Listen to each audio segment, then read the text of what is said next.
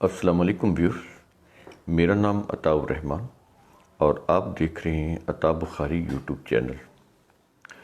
آج ہم سورہ کہف کی آیت نمبر 39 اور 40 یہ دو آیات آپ کے سامنے رکھیں گے۔ تو اس کی انٹرپریٹیشن بڑی اہم ہے سمجھنی، کیونکہ اس کے اندر جو الفاظ ہیں وہ مذہب نے ان الفاظ کا بڑا غلط استعمال کیا ہے، جس کی وجہ سے ایک مسکنسیپشن ہوتی ہے اللہ کے تصور کے بارے میں۔ تو یہ چیز کہ اللہ کا تصور کیا ہے اور وہ الفاظ جو ان آیات میں ہیں ان کی میننگ کیا ہے، تو اس کے اوپر ہم بات کریں گے۔ تو 39 آیت جو ہے وہ اس طرح سے شروع ہوتی ہے، فَاصْبِرْ عَلَىٰ مَا صَبَرَ يَقُولُونَ۔ اب یہ ایک بیہیویئر ڈسکرائب کیا اللہ تعالیٰ نے کہ جو دین مخالف قوتیں ہوتی ہیں، جو خالص اللہ کے قوانین کے اوپر نہیں آنا چاہتے، اپنے مذہب یا اپنے مسلک کے اوپر ہوتے ہیں، تو ظاہر ہے ان کی طرف سے تو مخالفت ہوگی۔ جب بھی جس دور میں بھی کوئی قرآن کی بات کرے گا، اس وقت نبی کریم صلی اللہ علیہ وسلم نے کی، اور آج بھی اگر کوئی شخص خالص قرآن کی بات کرے گا تو مذہب کے جو لوگ ہیں ان کی طرف سے مخالفت ہوگی۔ تو ایسی صورت میں اللہ تعالیٰ نے بتایا ہے کہ کرنا کیا چاہیے، بیہیویئر کیا ہونا چاہیے۔ ان کا تو یہی رہے گا کہ وہ مخالفت کریں گے، لیکن جو لوگ قرآن کا پیغام لے کر دنیا میں اٹھتے ہیں، لوگوں کو اویئر کرتے ہیں، تو ان کے لیے اللہ تعالیٰ نے کیا کہا ہے۔ اس کے اندر لفظ استعمال ہوا ہے فَاصْبِرْ، صبر کریں وہ۔ اب یہ دیکھیں، اس سے پتہ چلتا ہے نا، دین کے اندر کوئی کسی قسم کا جبر نہیں ہے، یعنی جبر کی بجائے کیا کہہ رہا ہے، وہ کہتا ہے فَاصْبِرْ، صبر کریں، مخالفت کو برداشت کریں۔ یہ نہیں ہے کہ اگر کسی نے مخالفت کی ہے تو اس کی گردن اڑا دی جائے یا اس کے خلاف بھی آپ مخالفت پر اتر جائیں۔ یہ قرآن اس کی اجازت نہیں دیتا۔ تو کیا کہتا ہے، جب مخالفت ہوگی تو ان کو مخالفت کرنے دیں، تم قرآن کا پیغام پہنچاتے جاؤ لوگوں تک۔ تو اس کے لیے قرآن نے ایک لفظ استعمال کیا ہے فَاصْبِرْ، کسی ڈیٹیل میں نہیں گیا، بہت لمبا چوڑا فلسفہ نہیں دیا کہ جب بھی قرآن مخالف لوگ جب سامنے آئیں، جماعتیں آئیں، تو قرآن کا پیغام پہنچا دو اور اس کے اوپر صبر کے ساتھ، کوئی اس کے اوپر ناراضگی یا غصہ نہیں کرنا، کوئی ایسا جتھا نہیں بنانا کہ ان کے ساتھ لڑائی کرنے لگ جاؤ، نہیں۔ فَاصْبِرْ کے لفظ ہے۔ اب یہ جو فَاصْبِرْ ہے، آگے اس کی ڈیٹیل خود قرآن دیتا ہے۔ میں نے آپ کو کئی دفعہ بتایا ہے، قرآن کریم جب کوئی لفظ استعمال کرتا ہے تو آگے اس کی خود وضاحت کرتا ہے۔ اب یہ جو فَاصْبِرْ ہے، صبر، ہمارے ہاں تو صبر کیا ہوتا ہے کہ فار ایگزامپل کوئی نقصان ہو گیا تو ہم کہتے ہیں کہ صبر کریں، اب کچھ نہیں ہو سکتا۔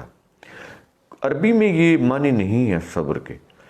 صبر کے عربی میں معنی یہ ہیں، قرآن کی روح سے صبر کے معنی یہ ہیں کہ جو بھی مشن ہے، جو بھی پروگرام ہے، اس کے اوپر ڈٹے رہنا، اس میں جتنی بھی مشکلات آئیں ان کو خندہ پیشانی کے ساتھ برداشت کرنا۔ یہ نہیں ہے کہ مایوس ہو کر یا بددل ہو کر اپنے مشن سے ہٹ کر ایک جگہ پر تھک کر بیٹھ جانا، مایوس ہو کر بیٹھ جانا، اپنے مشن کو چھوڑ دینا، یہ نہیں ہے۔ وہ کہتا ہے مخالفت ہوگی، بڑی شدت کے ساتھ ہوگی مذہب پرستوں کی طرف سے، لیکن تم نے صبر کرنا ہے۔ صبر سے کیا مراد ہے؟ خاموش نہیں بیٹھنا، اپنا کام کیے جانا ہے۔ یعنی صبر کے اندر یہ ہوتا ہے کہ مصائب کو برداشت کرنا اور جو کام کرنا ہے وہ استقامت کے ساتھ کرنا، اس کے اندر رکاوٹ نہیں آنی چاہیے۔ یہ نہ ہو کہ صبر کے معنی یہ سمجھ لو کہ بس ٹھیک ہے، یہ تو مخالفت بہت زیادہ ہے تو چپ کر کے بیٹھ جائیں، کام ہی نہ کریں۔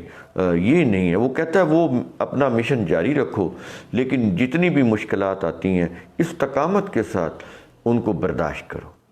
یہ چیز کہہ رہا ہے، اور آگے کہہ رہا ہے، کتنی زبردست بات ہے، کہتا ہے وَسَبِّحْ بِحَمْدِ رَبِّكَ۔ یہ بڑے قابل غور الفاظ ہیں۔ یہاں پر سبح کا لفظ استعمال کر رہا ہے قرآن کریم، وسبی۔ تو مذہب نے، تصوف نے تو یہ سازش کی کہ ان کو دانوں والی تسبیح دے دی کہ یہ پڑھتے رہو اور اللہ خوش ہو جائے گا، کبھی بھی خوش نہیں ہوگا۔ آپ دیکھیں نا، تھوڑی سی سینس یوز کریں، آپ اپنے والد صاحب کا نام تسبیح لے لیں، اس کے اوپر آپ اپنے والد صاحب کا نام اپنے والد صاحب کے سامنے پڑھتے رہیں، مجھے یہ بتائیں وہ تنگ آ جائیں گے؟ آپ ان کا ایک دفعہ نام لیں گے وہ چپ کر جائیں گے، دوسری دفعہ کہیں گے وہ چپ کر جائیں گے۔ جب آپ ان کے نام کا ایسے بار بار ان کا تسبیح کے اوپر نام لیتے رہیں گے، وہ زچ آ جائیں گے، تنگ آ جائیں گے، آپ کو اپنے پاس سے اٹھا دیں گے یا خود اٹھ کے چلے جائیں گے۔ یہ ذکر قرآن نے تو یہ کہا ہی نہیں کہ انہوں نے، جو تصوف کے لوگوں نے اور مذہب کے لوگوں نے جس طرح سے لوگوں کو دھوکہ دیا اور اللہ کا تصور جس طرح سے غلط پیش کیا کہ تسبیح کے اوپر اللہ کا نام لیا جائے تو اللہ خوش ہو جاتا ہے، بالکل یہ غلط ہے۔ تو یہاں پر وَسَبِّحْ بِحَمْدِ رَبِّكَ، یہ سبح کیا ہے؟ سبح ہوتا ہے کہ کوئی پرندہ، عربی کے اندر اس لیے نبی کریم صلی اللہ علیہ وسلم کو کسی آیت کی تفسیر کرنے کی ضرورت ہی نہیں پڑی تھی۔ وہ جب قرآن کا لفظ بولتے تھے وہ سمجھ جاتے تھے کہ اس لفظ کے میننگ کیا ہے۔ جب وہ سبح بولا تو سمجھ گئے کیا سبح ہوتا ہے۔ کوئی بھی پرندہ جب پوری طاقت کے ساتھ اپنے پروں کو پوری طاقت کے ساتھ پھڑ پھڑا کر، زور لگا کر جب اوپر کو اڑتا ہے، اس کو عربی میں سبح بولتے ہیں۔ اسی طرح کوئی بھی سویمر، پیراک جب پانی میں تیرتا ہے تو وہ اپنے دونوں جو بازو ہوتے ہیں، ہاتھوں کو پوری قوت کے ساتھ موو کرتا ہے، اپنے سینے کا زور لگا کر پانی کو چیرتا ہوا آگے، وہ اس کے اوپر بڑی اس کو زور لگانا پڑتا ہے، بڑی قوت لگانے پڑتی ہے، تو اس کے بعد پھر وہ پانی کے اوپر تیرتا ہوا چلا جاتا ہے۔ اس طرح یعنی تیرنے کو سبح بولتے ہیں عربی کے اندر۔ اب یہاں سے یہ لفظ اللہ تعالیٰ نے لیا اور کہہ رہا ہے کہ وَسَبِّحْ بِحَمْدِ رَبِّكَ، کہ تو تسبیح کر۔ یہ نبی کریم صلی اللہ علیہ وسلم سے خطاب ہے کہ تو اپنے رب کی تسبیح کر، اس کی جو حمد ہے اس کے ساتھ۔ اب یہ یہاں سے اس کے کیا مراد ہوا؟ اس سے مراد یہ ہوا، وَسَبِّحْ سے مراد یہ ہوگا کہ اللہ نے جتنی بھی توانائیاں، جتنی بھی صلاحیتیں، جتنی بھی قوتیں انسانوں کو دی ہوئی ہیں، ان سب کو استعمال کر کے اللہ کے قوانین کو سمجھ کر اس کو نافذ کرنا، یہ ہے وَسَبِّحْ بِحَمْدِ رَبِّكَ۔ اللہ کا جو نظام ربوبیت ہے کہ سب انسانوں کو بر وقت روزی ملے، عزت کے ساتھ ملے اور بقدر ضرورت ملے، اس نظام کے لیے اپنی کمر بستہ ہو جانا، اپنے آپ کو تیار کر لینا، اپنے سامنے کوئی بھی مشکل، کوئی بھی دشواری وہ سامنے آئے، اس کی کوئی پرواہ نہ کرنا، پورے استقامت کے ساتھ جو بھی اللہ نے قوتیں، صلاحیتیں انسان کو دی ہوئی ہیں، ان کو استعمال کر کے اللہ کے قوانین کو سمجھنا، ان کو امپلیمنٹ کرنا اپنے اوپر، معاشرے کے اوپر، اسٹیٹ کے اندر، تو یہ ہے وَسَبِّحْ بِحَمْدِ رَبِّكَ۔ اور اس کے اندر مین چیز یہاں پر ربی کا آ رہا ہے، یعنی جو اللہ کا نظام ربوبیت ہے۔ میں نے بتایا کیا ہوتا ہے کہ سب کو مساوی رزق ملے، بقدر ضرورت ملے اور عزت کے ساتھ ملے، ایز اے چیریٹی نہیں، ایز اے رائٹ ملے۔ تو اس طرح سے جو رزق کا نظام ہے اس کو ربوبیت بولتے ہیں۔ تو اللہ کہتا ہے یہ نظام قائم کرو تاکہ تمام انسانوں کو رزق ملے، ان کی جو صلاحیتیں ہیں وہ ان کی اجاگر ہو سکیں، جو اللہ نے ان انسانوں کے اندر صلاحیتیں اور قوتیں رکھی ہیں وہ ان کو استعمال کر کے معاشرے میں اپنے معاشرے کو اور خود کو بھی وہ پروگرس کر سکیں۔ تو یہ نظام ہے جو قرآن دینا چاہتا ہے۔ اور آگے کہہ رہا ہے کہ یہ کرنا کیسے ہے، یہ استقامت کا عمل کرنا کیسے ہے، یہ ربوبیت کا نظام نافذ کیسے ہوگا، اس کے لیے کرنا کیا ہوگا۔ پہلے تو اس نے صبر کہا ہے نا کہ صبر کرنا ہوگا، یعنی جتنی بھی مصائب آئیں ان کو برداشت کرنا ہوگا، مشن نہیں چھوڑنا۔ تو مشن کے اوپر چلتے چلے جانا ہے لیکن استقامت کے ساتھ۔ اور آگے پھر کہہ رہا ہے قبل طلوع الشمس و قبل الغروب، کہتا ہے صبح شام۔ اس کے اندر یہ لفظی معنی تو یہ ہوں گے نا کہ طلوع شمس سے قبل اور سورج کے غروب ہونے سے قبل۔ لیکن یہ دیکھیں عربی کا ایک انداز اسلوب ہے، اس کا مطلب صرف یہ 2 اوقات نہیں ہے، یہ تو پورا پروسیس ہے صبح شام کا۔ تو اس سے مراد ہوگی صبح و شام، صبح سے لے کے شام تک۔ کوئی اس میں جو ہے جو جد و جہد ہے، جو سٹرگل ہے، جو ایفرٹس ہے، اس میں کسی قسم کی وہ نہ کمی آنی چاہیے، نہ کوئی کمزوری آنے دینا چاہیے۔ پورے استقامت کے ساتھ اس نظام کے لیے اپنے آپ کو وقف کر دینا، معاشرے کے لیے، اس کی فلاح کے لیے، اس کو جتنی بھی صلاحیتیں اللہ نے دی ہیں ان کو بروئے کار لا کر کھڑے ہو جانا اس نظام کو قائم کرنے کے لیے۔ تو کہتا ہے یہ نظام ایسے قائم ہوگا، یہ دانوں والی تسبیحیں پڑھنے سے قائم نہیں ہوگا، یہ اللہ اللہ کی ورد کرنے سے نہیں ہوگا، یہ نمازوں کے اندر یا نمازوں کے بعد دعائے قنوت یا فرض نماز کے بعد دعائیں مانگنے سے نہیں ہوگا، یہ عملی جد و جہد سے ہوگا۔ جب تک پریکٹیکلی کوشش نہیں کرو گے، صحیح لائن پر کام نہیں کرو گے، صبر کے ساتھ، استقامت کے ساتھ مشن کے اوپر ڈٹے نہیں رہو گے، اس وقت تک اللہ کا نظام جو نظام ربوبیت ہے یہ قائم نہیں ہو سکتا۔ اور آگے کہتا ہے وَمِنَ اللَّيْلِ، یہ اگلی آیت ہے، آیت نمبر 40، وَمِنَ اللَّيْلِ فَسَبِّحْهُ۔ اب یہ دیکھیں اندازہ لگائے، کہتا ہے رات کو بھی، رات کا کچھ حصہ، یہ وَمِنَ اللَّيْلِ ہے نا، تو اس میں ساری رات تو نہیں آئے گی، یعنی جس حد تک رات کو ہو سکتا ہے، تو اس میں فَسَبِّحْهُ، یعنی پوری کوشش کے ساتھ، پوری صلاحیتوں کے ساتھ جو اللہ نے دی ہیں، پوری قوتوں کے ساتھ جو اللہ تعالیٰ نے دی ہیں، تو کیا کرو، اس نظام کے لیے کوشش کرو جو اللہ نے نظام ربوبیت کے اصول اپنے قرآن کے اندر دیے ہیں، تاکہ وہ نافذ ہو جائے، تاکہ تمام انسانوں کو بر وقت بقدر ضرورت اور عزت کے ساتھ روزی ملے۔ یہ ہے وہ نظام ربوبیت جس کے قیام کے لیے وہ اتنی ایمفیسائز کر رہا ہے اپنی قرآن کے اندر، جگہ جگہ کے اوپر ایمفیسائز کر رہا ہے، تاکید کر رہا ہے کہ یہ نظام جب تک قائم نہیں ہوتا اس وقت تک انسانیت کو فلاح حاصل نہیں ہو سکتی۔ جب کسی کے پیٹ میں روٹی نہیں ہے، کسی کے وہ روزی میسر نہیں ہے، پیٹ بھر کر کھانا میسر نہیں ہے، اس کے اندر نہ تو ایستھیٹک سینس آ سکتا ہے، یہ جو ذوق جمال ہوتا ہے، نہ اس کے اندر ڈسٹنکشن اچھے اور برے کی آ سکتی ہے۔ یہ اچھے اور برے کی تمیز اور حسن جمال کی جو حسیات ہیں، یہ جو لطیف جذبات ہیں، یہ جو ایک دوسرے کے ساتھ محبت کے جذبات ہیں، یہ اس وقت ہوتے ہیں جب انسان کو رزق کریم مل رہا ہو، ایز اے چیریٹی نہیں، ایز اے رائٹ مل رہا ہو، بر وقت مل رہا ہو، ضرورت کے مطابق مل رہا ہو، آسانی کے ساتھ میسر ہو، تو پھر یہ چیزیں پیدا ہوتی ہیں انسان کے اندر، یہ جو اعلیٰ اخلاقی اقدار ہیں۔ ادروائز اگر یہ ربوبیت کا نظام کسی بھی معاشرے میں نہیں ہوگا، جیسا کہ مسلم ممالک میں نہیں ہے، ویسٹرن کنٹریز کے اندر کسی حد تک بلکہ بڑی حد تک وہاں پر موجود ہے، لیکن نہیں ہے تو مسلم ممالک میں نہیں ہے، اس لیے کہ وہاں پر فقہ اور شریعتیں نافذ ہیں، وہاں پر بدترین قسم کی وہ جو کیپٹلزم ہے وہ نافذ ہے۔ اور کسی بھی آپ یہ دیکھ لیں ویسٹرن کنٹریز کے اندر انہوں نے کیپٹلزم کو موڈیفائی کر کے انسانوں کی فلاح کے لیے میکسیمم اس کو بہتر کر دیا ہوا ہے، اس لیے وہ کامیاب ہے۔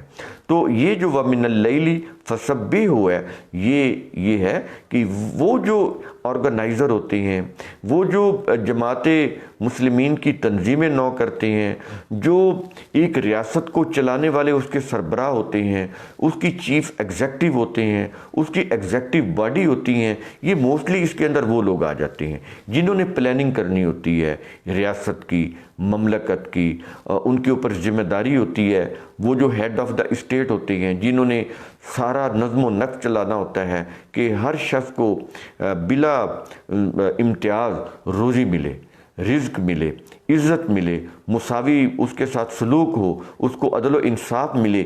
تو یہ چیزیں وہ کس کے اوپر ذمہ داری ہوتی ہے؟ جو ہیڈ آف دا اسٹیٹ ہوتا ہے۔ اس وقت نبی کریم صلی اللہ علیہ وسلم تھے، آج جو بھی کسی بھی ملک کا ہیڈ آف دا اسٹیٹ ہوگا، آج اس سے یہ خطاب ہے، وہ اس کا ذمہ دار ہے کہ وہ راتوں کو بھی اٹھ کے پلان کرے، راتوں کو بھی اٹھ کے وہ جتنی اللہ تعالیٰ نے اس کو صلاحیتیں، دماغی صلاحیتیں دی ہوئی ہیں، انٹلیکچل صلاحیتیں دی ہوئی ہیں، جو اس کا کوگنیٹو پروسیس ہے، اس کی روح سے وہ چیزوں کو سمجھے اور ان کے سلوشن تلاش کرے۔ رات کی تنہائی میں بیٹھ کے جب کوئی کالز نہیں آ رہی ہوتی، کوئی ڈسٹرب نہیں کر رہا ہوتا، اس وقت تنہائی میں بیٹھ کے سوچنا کہ کس طرح کا نظام ہونا چاہیے انسانوں کی فلاح و بہبود کا، کس طرح سے ان کا خیال رکھا جا سکتا ہے، یہ ساری چیزیں ان کی پلاننگ کرنا، یہ وَمِنَ اللَّيْلِ فَسَبِّحُوهُ ہے۔ اور میں نے بتایا کہ یہ فَسَبِّحُوهُ کیا ہے؟ جس کے اندر پوری توانائیاں صرف کر کے، پوری مینٹل ایفرٹ صرف کر کے انسان پلاننگ کرے۔ کس لیے؟ تاکہ لوگوں کو بر وقت ضرورت کے مطابق اور عزت کے ساتھ رزق ملے، ان کو بر وقت عدل و انصاف ملے، ان کے ساتھ مساوی سلوک ہو، کسی کے ساتھ ظلم زیادتی نہ ہو۔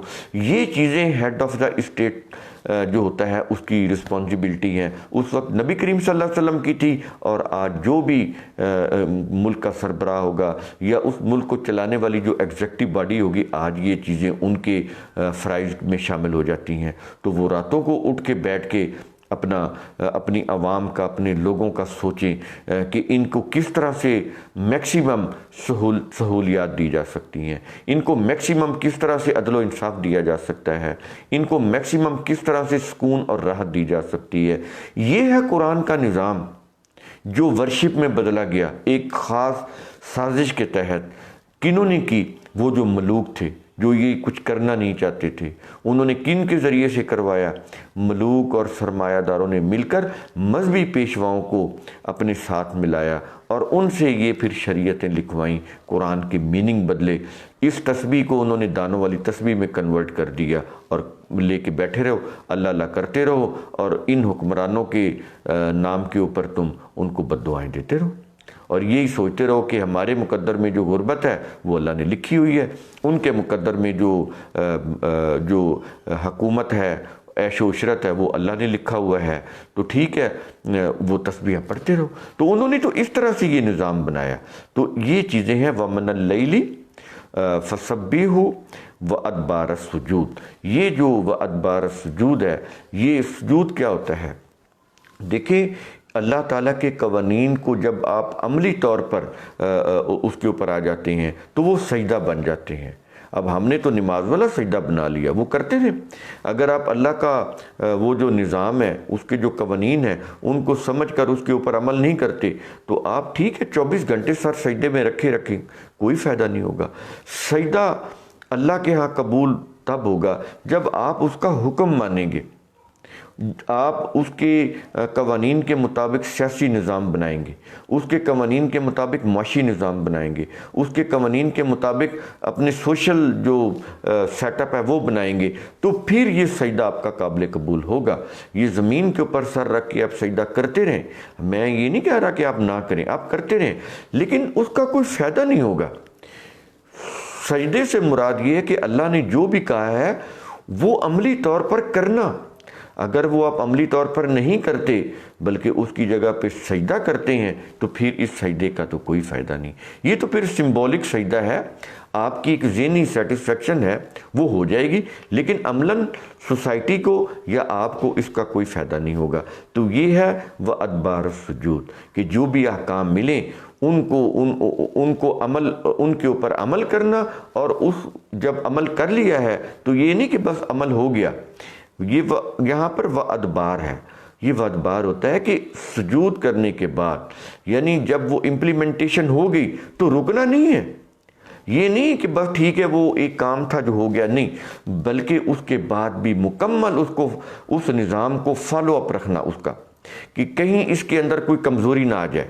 جو نظام ایک دفعہ قائم ہوا ہے، جو عمل ہو چکا ہے، تو وہ پھر بار بار ریپیٹڈلی اس کو فالو اپ کرنا، اس کو استقامت کے ساتھ اس کے اوپر ڈٹے رہنا، اس کے اندر کوئی کمی کوتاہی ہے یا وقت کے تقاضوں سے کوئی چیزیں نئی کرنے والی ہیں تو وہ کرنا، تو یہ چیزیں ہیں، یہ اس طرح سے اگر آپ قرآن کریم کو سمجھیں گے، اس کو اپنے رویے، اپنے بیہیویئر کا حصہ بنائیں گے، اپنے دلوں کے اندر اتاریں گے، دماغ سے ہو کر جب دل میں اترے گا، آپ کا اس سے رویہ، اس کا ایٹیٹیوڈ، بیہیویئر ڈیولپ ہوگا۔ جب یہ ڈیولپ ہوگا تو پھر آپ کی پرسنالٹی کی گرومنگ ہوگی، آپ ایک پروگریسو مائنڈ سیٹ کے حامل انسان بنیں گے۔ پھر اگر لوگ معاشرے میں اس طرح کے جب زیادہ ہو جائیں گے تو پھر پورا معاشرہ جنتی زندگی کا ایک نقشہ پیش کرنے لگ جائے گا۔ تو امید ہے میرا یہ ویڈیو قرآن کریم کا اصول ثم تتفکروا، یہ جو تھنکنگ کا جو عمل ہے، اس کے اوپر آپ کو سوچنے سمجھنے کی ترغیب دے گا۔ شکریہ۔